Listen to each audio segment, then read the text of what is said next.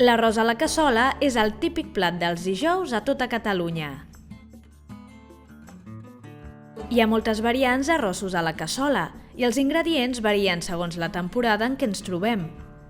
A la primavera, per exemple, s'hi sol posar mongeta tendra.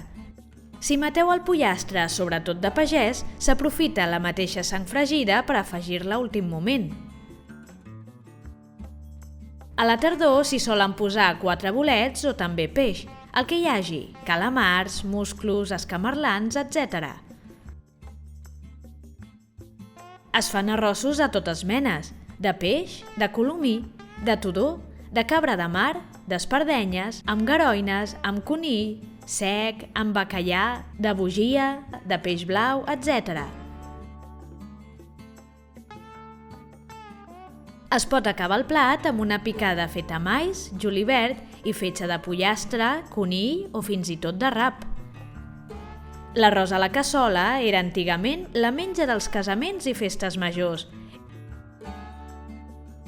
I encara avui dia es fa el que s'anomena familiarment l'arrossada.